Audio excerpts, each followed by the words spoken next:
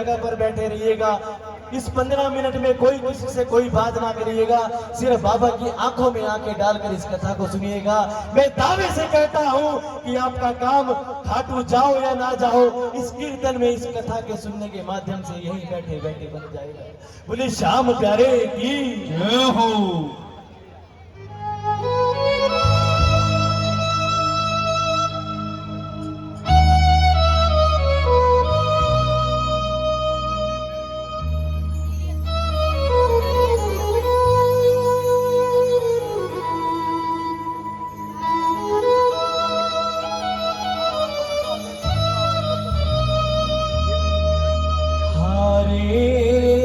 तू है सहारा सावरे,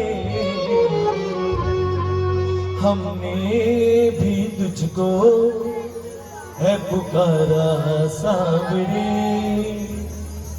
नहीं और सहा जाए, अब बोल कहाँ जाए, वो नहीं और सहा जाए, अब बोल कहाँ जाए। और मीठी मीठी तालियों के साथ दोनों हाथ उठाकर मेरा साथ देना। हरे का तू है सहारा सावरे, हमने भी तुझको पुकारा सावरे। हरे का तू है सहारा सावरे, हमने भी तुझको पुकारा सावरे। अब बोल कहाँ जाए, बोल कहाँ जाए, अब बोल कहाँ जाए, बोल कहाँ जाए। हरे का तू है सहारा सावरे, हमने भी तुझको पुकारा सावरे। हरे का तू है सहारा सावरे, हमने भी तुझको है पुकारा सावरे। और ये कथा शुरू होती है महाभारत के उस युद्ध से जो युद्ध हुआ कौरवों और पांडवों के बीच। कौरवों की रखवाली श्री कृष्ण की नारायणी सेना कर रही थी और पांडवों की रखवाली गोविंद मेरो है, गोपाल मेरो है, गोविंद मेरो है, गोपाल मेरो है, गोविंद मेरो है, गोपाल मेरो है, गोविंद मेरो है, गोपाल मेरो है।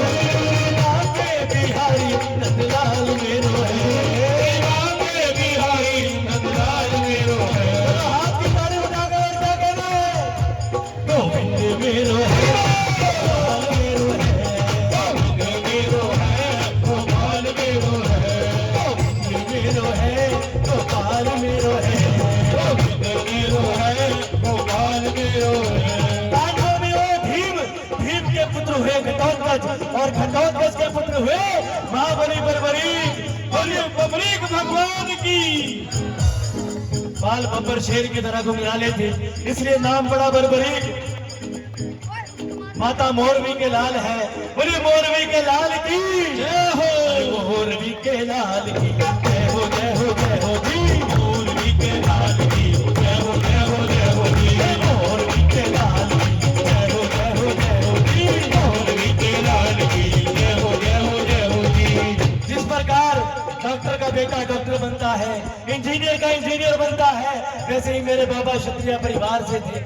माँ से बोले माँ मैं भी कुछ शक्तियां प्राप्त करना चाहता हूँ। माँ ने दुर्गा माता की पूजा करने के लिए कहा। और प्रेमियों, जिस प्रकार शिव बिना शक्ति अधूरी, शक्ति बिना शिव अधूरे, निकल पड़े मेरे बाबा बर्बरीक भोले को मनाने। भोले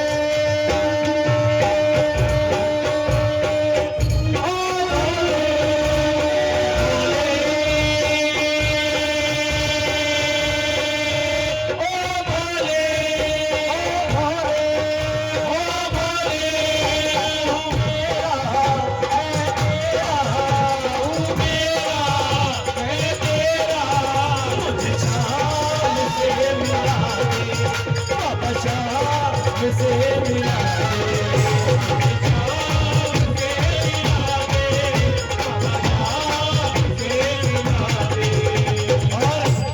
भोले बाबा ने खुश होकर 3 बार ऐसे दिए जो इतने चमत्कारी थे, इतने चमत्कारी थे कि तीनों बाण अजर अमर थे।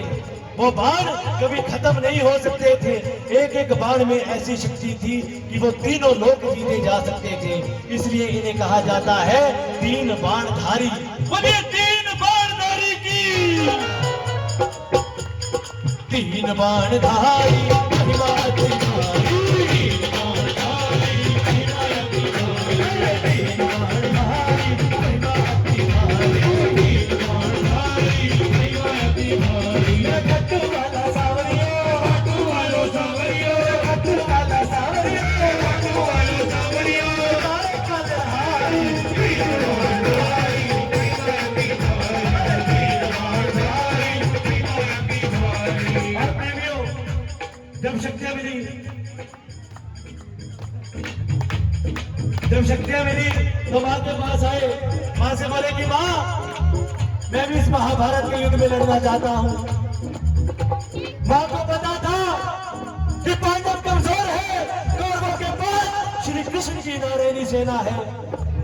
नम आंखों से मां ने कहा कि बरबरीक जाओ, लड़ लो युद्ध, लेकिन जाते जाते मुझे दो वचन देकर जाओ कि सबसे पहला, हारे का तू है सहारा सामने, हमने भी तुझको पुकारा सामने। हारे का तू है सहारा सामने, हमने भी तुझको पुकारा सामने। कि तुम हारे का सहारा बनोगे, जो पक्ष हार रहा होगा तुम उसकी आड़ से लड़ोगे। और दूसरा, जो स्वयं श्री कृष्ण भगवान ने उनके मुंह से निकलवाया कि रास्ते में तुमसे कोई कुछ भी मांग ले, तुम देने से इनकार नहीं करोगे, चाहे वो कुछ भी मांग ले। और अपनी मां को ये दो वचन देकर बरबरीक निकल पड़े। इस पर क्या सवारी है मेरे बाबा की। नीले घोड़े का असवार, खट्टू वाला सावरियो, नीले घोड़े का असवार, खट्टू वाला सावरियो, नीले घोड़े का असवार, खट्टू वाला सावरियो, नीले घोड़े का असवार, खट्टू वाला सावरियो। सावरियो जी मारो सावरियो, सावरियो जी मारो सावरियो, सावरियो जी मारो सावरियो, सावरियो जी मारो सावरियो। घोड़े का असवार, खट्टू वाला सावरियो, नीले घोड़े का असवार, खट्टू वाला सावरियो। ऐसे बरबरीक अपने नीले घोड़े पर सवार होकर उस महाभारत की रणभूमि के नजदीक पहुंचे तो वो रणभूमि अपनी जगह से हिलने लगी। दुर्योधन का रथ हिलने लगा, गुरु द्रोणाचार्य का रथ हिलने लगा, युधिष्ठिर का रथ हिलने लगा। और जब अर्जुन का रथ हिला तब अर्जुन ने श्री कृष्ण से कहा, ये माधव जरा देख कर तो आए, ये कौन चला आ रहा है। ये युद्ध तो बाद में लड़ेगा, लेकिन इसके आने मात्र से ही मुझे लग रहा है कि मैं ये युद्ध हार जाऊंगा। तब श्री कृष्ण ने ब्राह्मण का वेश धारण किया और पहुंच गए बरबरीक के पास। बोले, बरबरीक कहाँ जाते हो। बरबरीक बोले, प्रभु अगर मेरा नाम जानते हो तो ये भी जानते होंगे कि मैं कहाँ जा रहा हूँ। ब्राह्मण देवता बोले, तुम 14 साल के बच्चे, अरे तुम्हारे पास ऐसा क्या है जो तुम इस विशाल महाभारत के युद्ध में लड़ पाओगे। वहां दुर्योधन है, गुरु द्रोणाचार्य है, भीष्म पितामह है, अर्जुन है, तुम उनके बाणों का सामना कैसे कर पाओगे। बरबरीक बोले, प्रभु जो ये आप प्रकश में मेरे 3 बाण देख रहे हैं ना, इनमें से एक बाण ही काफी है आपके इस पूरे महाभारत के युद्ध की समाप्ति के लिए। अगर ये बाण चल गया ना तो जीतने वाला बचेगा और ना हारने वाला बचेगा।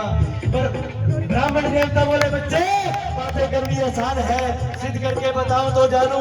सामने ही पीपल का वृक्ष था, बरबरीक ने चढ़ाया प्रतंचा में बाण और एक ही बाण से उस पीपल के वृक्ष के लाखों पत्ते भेद दिए।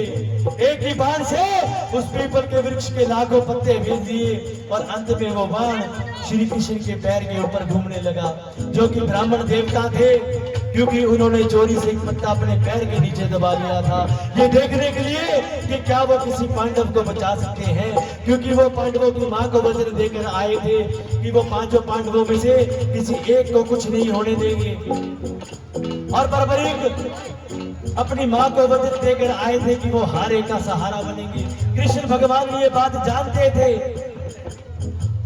और पूछ लिया बर्बरीक कि मान गया मैं तुम्हारी शक्ति को, ये बताओ कि तुम किसकी आड़ से लड़ोगे। बर्बरीक बोले प्रभु हारे का तू है सहारा सामने, हमने भी तुझको न पुकारा सामने। हारे का तू है सहारा सामने, हमने भी तुझको न पुकारा सामने। ब्राह्मण देवता बोले हारे का सहारा, अरे ये कैसा वचन दिया है बर्बरीक। ये मुरलीधर को हम प्यार से छलिया भी कहते हैं। फंसा लिया उस 14 साल के बच्चे को अपनी बातों में कि बर्बरीक ने कैसा वचन दिया है। अरे इससे तो युद्ध कभी खत्म ही नहीं होगा। कौरव हारने लगे तो तुम कौरवों की तरफ, पांडव हारने लगे तो तुम पांडवों की तरफ। इससे तो ये युद्ध ताउम्र तक चलता रहेगा और युद्ध का निर्णय कभी नहीं होगा। बर्बरीक ने जोड़ दिए दोनों हाथ और बोले प्रभु मेरा मार्गदर्शन करें।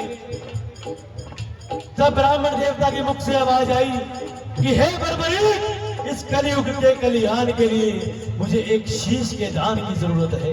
वो शीश का दान किन्हीं 3 महाबलियों में से किसी एक का हो सकता है, या तो श्री कृष्ण का, या अर्जुन का, या बर्बरीक तुम्हारा। श्री कृष्ण का शीश मैं दान में नहीं ले सकता, उसने ये युद्ध रचना है। अर्जुन का शीश मैं दान में नहीं ले सकता, उसने ये युद्ध खेलना है। बच्चे बर्बरीक तुम अपना शीश दान में दो और इस कलयुग का कल्याण करो। बर्बरीक समझ गए कि कोई ये साधारण ब्राह्मण नहीं है और पूछ लिया कि हे ब्राह्मण देवता, ये मोरवी का लाल आपको वचन देता है कि अपना ये शीश दान में देगा, लेकिन जो शीश दान में मांग सकता है वो कोई साधारण ब्राह्मण नहीं हो सकता। आप अपने असली रूप में आए, मैं वचन देता हूँ कि अपना ये शीश दान में दूंगा। तब पहली बार प्रेमियों कृष्ण कन्हैया ने अपना विराट रूप मेरे बर्बरीक बाबा को दिखाया।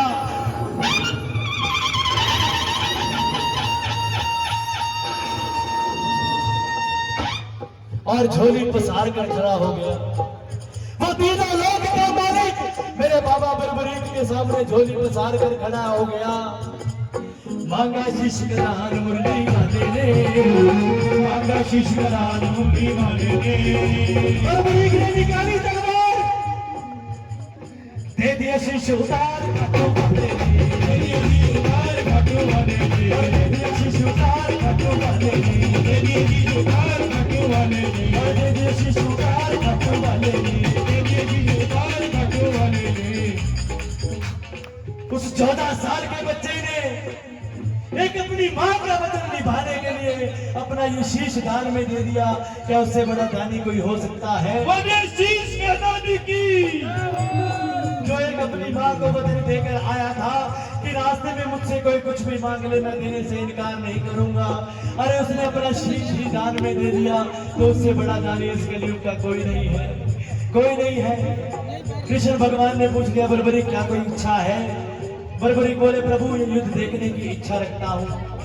तब श्री कृष्ण भगवान ने उस शीश को अमृत पिलाया और एक ऊंची पहाड़ी पर ले जाकर रख दिया। वहां से बर्बरीक ने वो युद्ध शुरू से लेकर अंत तक देखा। अंत में किसकी जीत हुई? महाभारत के युद्ध में किसकी जीत हुई? जोर से बोलिए, जोर से बोलिए। मन में अभिमान था आया, युद्ध हमने है जिताया, युद्ध हमने है जिताया, अभिमान था आया, युद्ध हमने है जिताया, युद्ध हमने है जिताया। अभिमान आ गया, भीम बोला मेरी गदा ने जिताया, युधिष्ठिर बोला मेरे अच्छे धर्म ने जिताया, अर्जुन बोला मेरे भाइयों ने जिताया।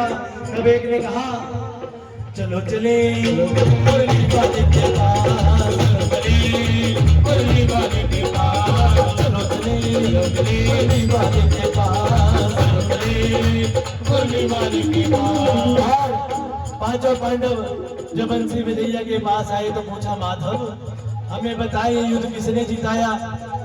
ये युद्ध किसने जिताया?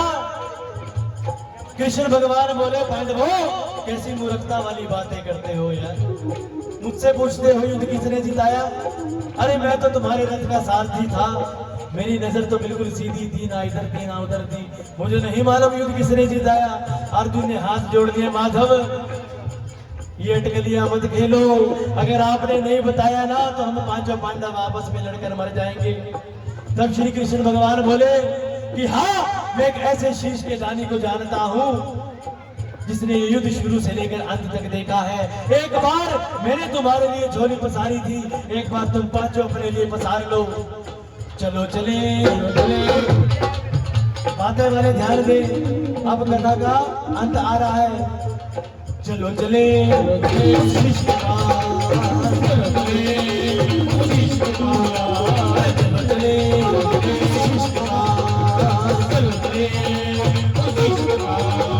और देखो क्या नजारा होगा। वो तीनों लोक का मालिक स्वयं चलकर मेरे बाबा बर्बरीक के पास जा रहा है, और पांचों पांडव जो अपने आप में धुरंधर थे वो बर्बरीक के पास जा रहे हैं। और पूछा, बर्बरीक बताओ ये युद्ध किसने जिताया? बर्बरीक बोले, पांडवों किस घमंड में जी रहे हो, पूछते हो ये युद्ध किसने जिताया? तो सुनो, इस पूरे युद्ध में मुझे सिर्फ दो चीजें दिखाई दी। एक श्री कृष्ण का सुदर्शन चक्र जो सबके शीश काट रहा था, और दूसरा मेरी माँ काली का खून से भरा कप्र जो द्रौपदी के रूप में सबका खून भर भर पी रही थी। तीसरा, इस युद्ध में मुझे कुछ नजर नहीं आया, कुछ नजर नहीं आया। अरे अर्जुन, तुम कहते हो युद्ध मैंने जिताया, मुझे एक बात बताओ, जब कर्ण बाण चलाता था तुम्हारा रथ 2 कदम पीछे जाता था, और जब तुम बाण चलाते थे कर्ण का रथ भी 2 कदम पीछे जाता था। तुम्हारे रथ पर ये बंसी बजैया पूरे विश्व का वजन लेकर बैठा था। मुझे बताओ, तुम शक्तिशाली थे या कर्ण शक्तिशाली था? अरे तुम पांचों पांडवों से मिलकर इकलौता पुत्र अभिमन्यु नहीं बचा। अरे तुम पांचों पांडवों से मिलकर द्रौपदी का चीर हरण नहीं बचा। तुम कहते हो युद्ध हमने जिताया? नहीं, बिल्कुल नहीं। तुम्हारी जीत इसलिए हुई क्योंकि ये बंसी बजैया तुम्हारी झोली में था। अगर ये झोली में ना होता तो तुम आज मेरे सामने ना खड़े होते। बोले कृष्ण भगवान की। और वो बंसी बजैया बर्बरीक की बात से इतना खुश हुआ, इतना खुश हुआ, ध्यान से सुनना अब कि क्यों पूजे जा रहे हैं इस कलयुग में। इतना खुश हुआ कि वरदान दे दिया कि हे बर्बरीक, जो तुम्हारे शीश को मैंने अमृत पिलाया था ना, जाओ मैं उस शीश को अमर करता हूँ। ये शीश युगों युगों तक अमर रहेगा। घाटों में जो शीश है ना प्रेमियों, उसको कोई साधारण शीश मत समझना। वो कोई पत्थर की मूर्ति नहीं है, वो एक जीता जागता शीश है। क्योंकि जो घाटों गए हैं वो जानते हैं कि जब बाबा से नजरें मिलती है तो तब तक कर ये आंसू कैसे बहने लग जाते हैं पता नहीं लगता। अरे हम मांगने कुछ जाते हैं, मांग कर कुछ आ जाते हैं, मांगने अपने लिए जाते हैं, मांग कर किसी और के लिए आ जाते हैं। ये महिमा है मेरे बाबा। बोले खाटू नरेश की, बोले हरे कृष्ण की।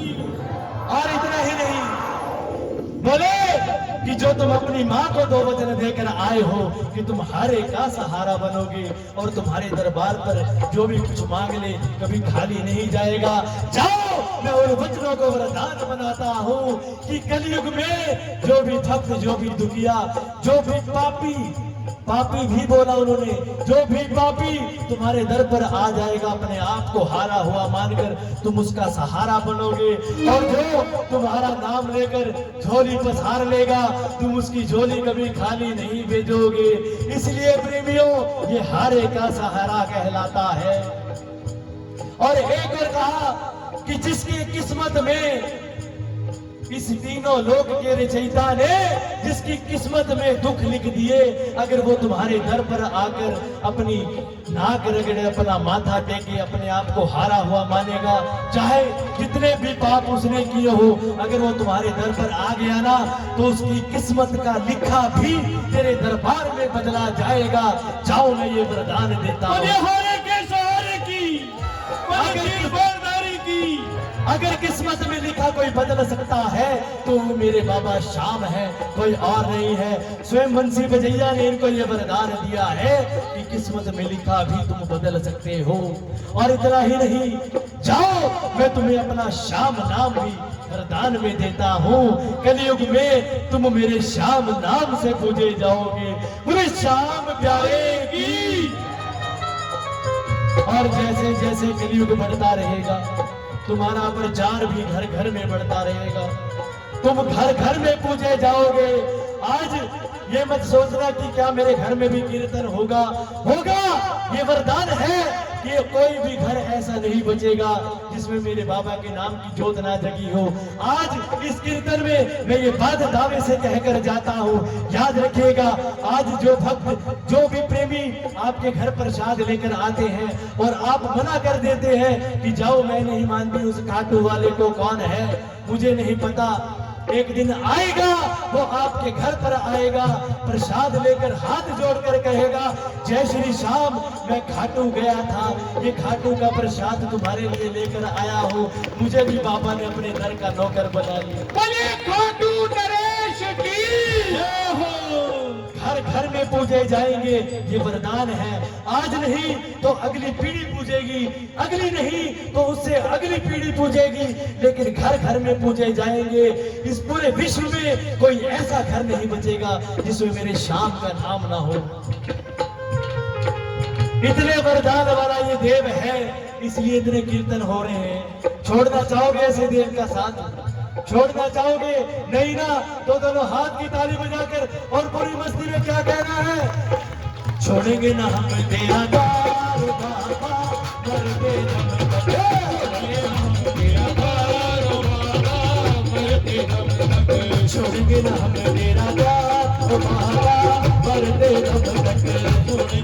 तेरा द्वार बाबा, मरते दम तक। मरते दम नहीं अगले जन्म तक, मरते दम नहीं अगले जन्म तक, अगले जन्म नहीं सात जन्म तक, अगले जन्म नहीं सात जन्म तक, सात जन्म नहीं जन्म जन्म तक। छोड़ेंगे ना हम छोड़ेंगे ना हम, और जोर से छोड़ेंगे ना हम।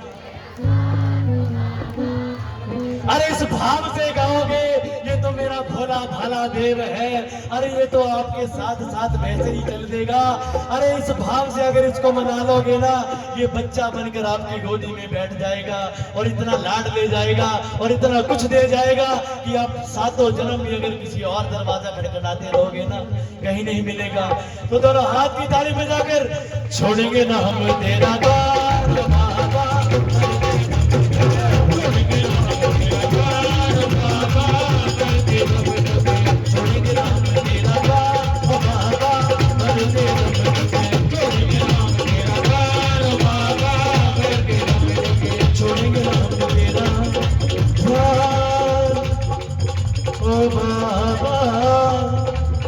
मरते